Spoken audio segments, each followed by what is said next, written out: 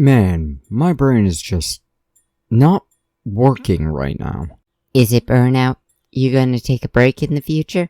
Genuinely, I doubt it. It's definitely burnout, but I ain't gonna give up. Hell, I'm not good at giving up, but I am very good at forgetting shit. My brain often just throws information it literally just grabbed. But I've got an idea for this video. It's an odd idea, but an idea nonetheless. What are you thinking for this week? Something good, I hope? I don't know if it'll be good, but it might be fun. Unfortunately, I'm fairly certain this video won't get a whole lot of views, just because it's sort of off-brand, but entirely on-brand too. But I want to talk about this subject. I'm going to do what I want. This is my channel, and I'll do what I want. Alright, I'm curious. What's the idea? 9 Primarchs, only a few reasons they turned traitor, but I'm going to give a rundown as to why they all did what they did. Going through them in their legion orders, of course. Let's get started. Starting with number 3, the Emperor's Children. Fulgrim was a proud motherfucker. He always wanted to be better than everyone around him, but that pride was fed by the Emperor. I mean, his legion's name was called the Emperor's Children. Of course they thought themselves more important than everyone else. Weirdly enough, I think they're the only legion that still holds the name the Emperor gave them.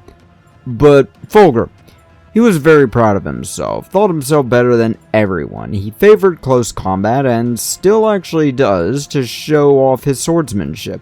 And that swordsmanship is why he fell. He went to a world, the people of the planet told him not to grab an evil sword in a cave.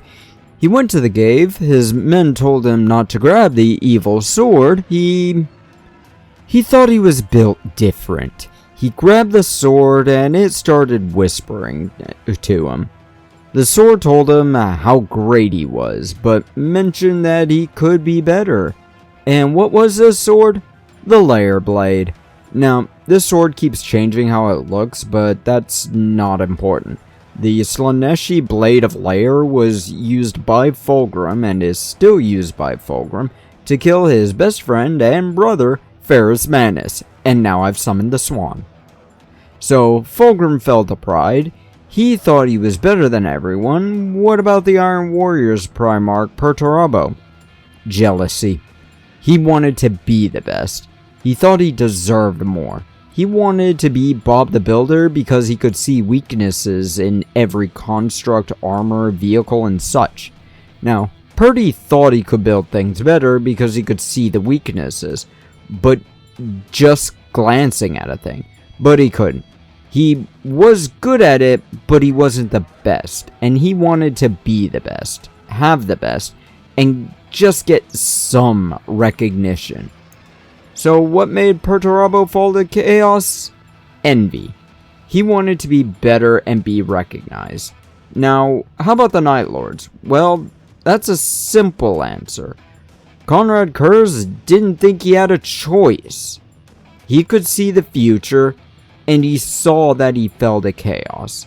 Simple story, not much behind it unless you know that Sanguinius could also see the future, and he used that power to change the future, which makes Curze an absolute idiot. But what about Angron and the World Eaters? Yes, he has the Butcher's Nails. That's a bit of a reason, but not near the only reason. The Legion had no connection to their Primarch, and their Primarch had no connection to the Emperor because of how he treated Angron.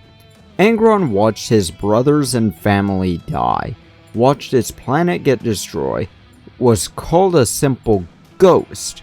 Yeah, a whole lot of I don't care a ghost will have to do, which is, in part, an actual line said.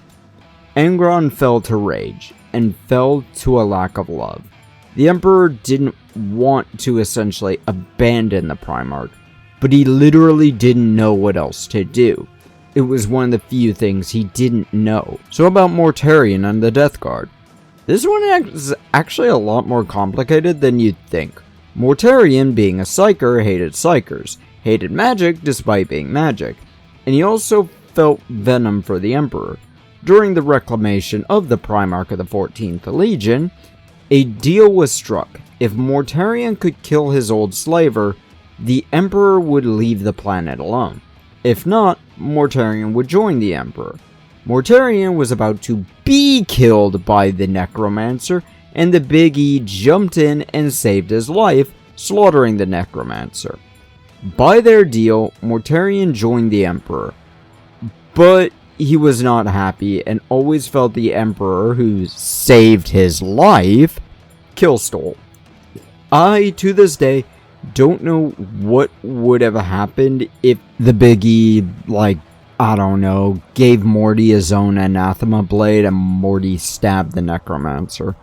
Honestly, with Morty, there was no good way of getting out of it. I think he was just a prick in all the stories, and he really is just doomed no matter what. The Thousand Sons have a bit of an odd story. Magnus knew the Emperor almost all his life. What made him fall was pride, doubt, and being an absolute dumbass. He was told not to use his powers in stupid ways. He was close to Terra when he decided to break the wall. He decided to listen to the very obvious evil monster when Lehman Russ called him and said, "Hey, I want to talk, bro." Seriously, Lehman Russ asked to talk to Magnus to figure out what was going on. Magnus listened to Tzeentch tell him, "They've come to shit on your carpets, man," and Magnus swung first. Well, dumbass sold his eye to Tzeentch, thinking he tricked an entity older than his dad. Magnus was just an idiot. That's what made him fall. Now, what about Horus Lupercal?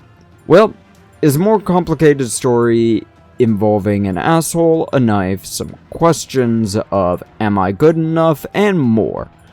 I could do a whole video just talking about this, but it boils down to two simple words. Fuck Erebus. Yep, fuck Erebus. That's why Horus fell. Word bearers. Man, it stings for this one because it's so complicated to describe what happened to Lorgar Aurelian. It boils down to the previous statement, but it's a lot more too.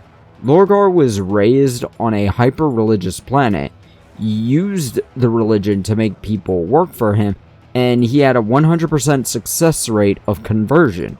But he also worked too slow for the Big E to be happy, and the Big E didn't like worship of any deities despite allowing a few religions across the galaxy, including the Machine Cult, and some subsects of Catholicism in a few individuals. Lorgar still believed his dad a deity, but didn't feel he was worthy of worship. So he looked for other gods to worship, found Chaos, and for some reason thought that them kicking his teeth in made them more worthy than his dad, who slapped him on the ass when he misbehaved. Lorgar is an idiot too. But then we get to the Alpha Legion. Alfarius Omegon, and Omegon Alfarius, and Alfarius, and Omegon. Anywho, that's all I've got to talk about. Shove off.